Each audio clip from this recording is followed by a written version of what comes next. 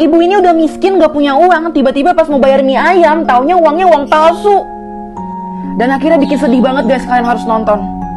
Jadi suatu hari ibu dan anak ini pengen beli mie ayam, dan si ibunya ini bilang 1 mangkok aja yang gede buat anak saya. Dan pas mie-nya datang, dia akhirnya minta mangkok kosong. Dan ternyata mangkok kosong itu untuk nuangin kuah dari mie itu. Jadi si ibunya ini tuh kayak udah bawa bekal gitu, dan akhirnya nanti dimakan pakai kuahnya aja, mie-nya yang makan anaknya aja. Nah diem-diem di sebelah meja ini ada yang merhatiin nih cowok nih lagi makan. Dan karena kasihan akhirnya yang jualan mie tadi itu ngasih 1 mangkok gratis lagi ke si ibu itu, nyuruh pegawainya, katanya itu ada kayak perayaan gitu. Nah pas tiba waktunya bayar, akhirnya si ibu ini mau ngeluarin uang dong, katanya tuh dia udah jualan ayam seharian. Udah dia hitung uangnya, pas ditaruh di terawang, ini uang palsu. Dia keluarin lagi uang lagi, terus di terawang lagi, ternyata uang palsu lagi. Pokoknya semua uang dari si ibu itu ternyata uang palsu, mau yang mana kayak semuanya palsu. Dan orang meja sebelah tadi pengen ngeliat uangnya, dan pas dia lihat, ini sedih banget guys, lanjut part 2. Ibu ini udah miskin gak punya uang, dan pas mau bayar mie ayam, taunya uangnya uang palsu. Si tukang mie ayam itu nerawang berkali-kali uang dia, ternyata semuanya itu uang palsu. Dia kaget dong, karena seharian dia udah jualan ayam dan ternyata uangnya uang palsu. Akhirnya orang dari meja sebelah itu ngeliat uangnya, dan dia bilang katanya udah gua gantiin aja deh pakai uang gua, katanya gitu. Dan dia pura-pura nih bilang ke si tukang mie ayamnya, uang si ibu itu asli kok, nih tuker aja deh pakai uang gua. Akhirnya si tukang mie ayam tadi bilang, oh iya sorry, ini beneran uang asli kok, mata saya aja yang lagi kabur. Nah pas si cowok tadi mau bayar mie ayam, si tukang mie ayamnya bilang katanya nggak apa-apa deh, kamu kan udah rugi tuh, itu kan tadi uang palsu. Tapi si cowok ini bilang katanya nggak apa-apa, udah saya bayar aja, karena ibu itu yang lebih membutuhkan uangnya. Sebulan setelah itu, pas dia mau buka toko, tiba-tiba ada surat. Dia penasaran dong, surat apaan tuh? Pas dia buka ternyata ada uang dan 1 surat. Ternyata itu adalah surat dari anak yang kemarin ibunya ditipu itu. Dan di situ dia jelasin dia siapa, dan akhirnya dia ngasih uang untuk bayar mie ayam yang dulu, karena dia tahu ibunya itu dapat uang palsu. Dan uang yang di amplop itu tolong kasih ke kakak-kakak baik yang waktu itu nolongin dia di tukang mie ayam itu. Dan dia pokoknya makasih banget, dan dia akan melanjutkan kebaikan yang udah dilakuin sama si orang tadi. Asli guys, hari ini FYP gue dipenuhin sama film yang berdasarkan kisah nyata ini. Kita bahas dikit ya. Jadi dulu setelah Perang Dunia Kedua berakhir di tahun 1945, ada lagi Perang Korea di tahun 1950. Dan tentara Turki waktu itu diutus oleh PBB untuk melakukan misi perdamaian antara Korea Utara dan Selatan.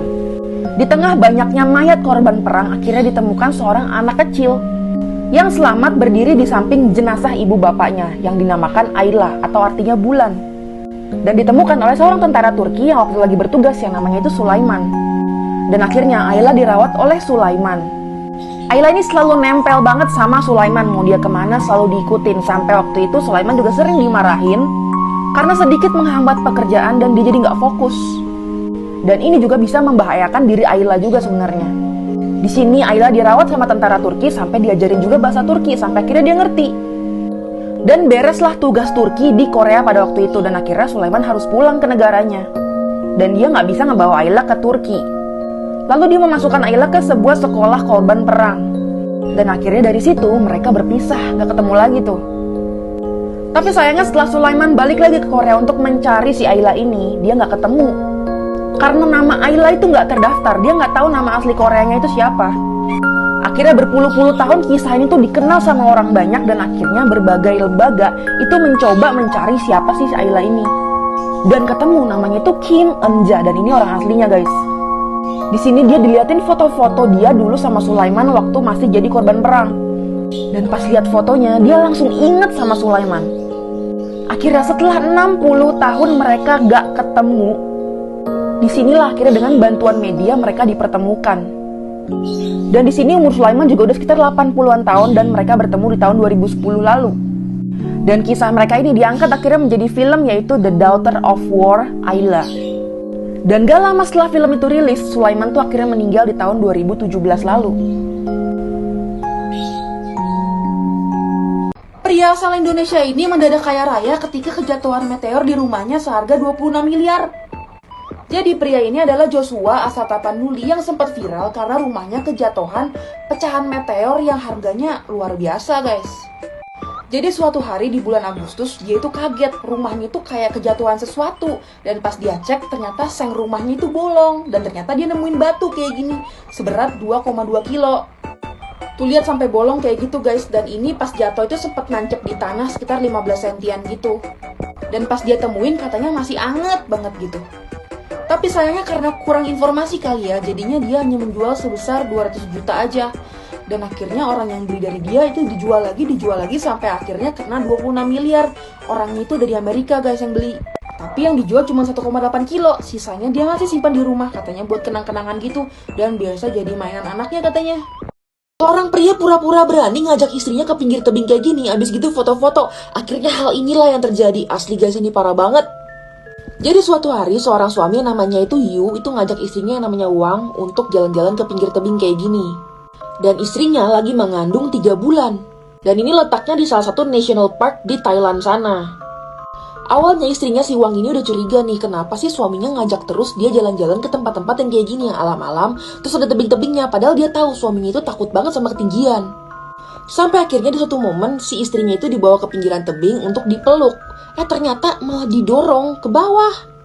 Dan ini kedalamannya 30 meter ya, dan itu tuh baunya banyak banget batu-batu. Kabarnya suaminya ini punya utang gede dan dia nggak bisa ngelunasin, dan dia nyuruh istrinya untuk bayarin. Tapi istrinya cuma mau bayar setengah dan dia emosi. Dan kalian tahu ternyata istrinya setelah jatuh masih hidup. Kebayangkan jadi kayak gimana?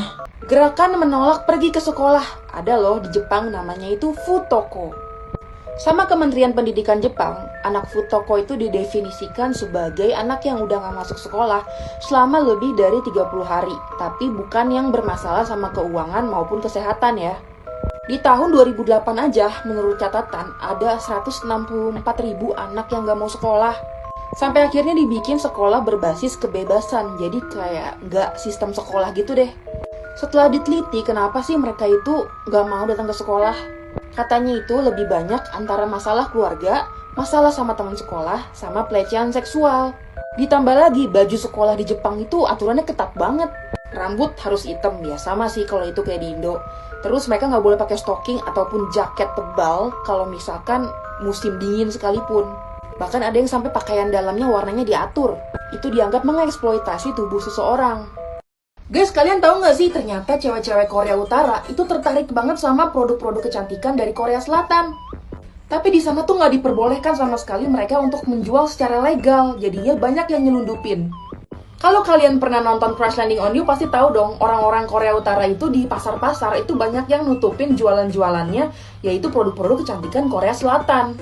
Dan ini adalah salah satu orang yang berhasil kabur dari Korea Utara dan dia dulu adalah penjual kosmetik-kosmetik Korea Selatan. Beda banget ya sama nasib kita yang kalau mau belanja apa-apa tinggal buka Tokopedia.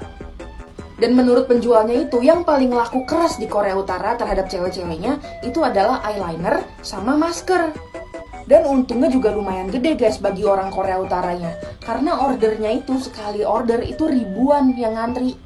Tapi tetap aja dia deg-degan karena takut ditangkep. Guys, kalian suka kepikiran gak sih air di dalam buah kelapa itu asal dari mana? Apa air hujan kena kelapa terus diserap atau gimana sih? Ini jawabannya. Nah, katanya sumbernya itu dari endosperma. Endosperma itu terdiri dari inti sperma dan inti polar kelapa.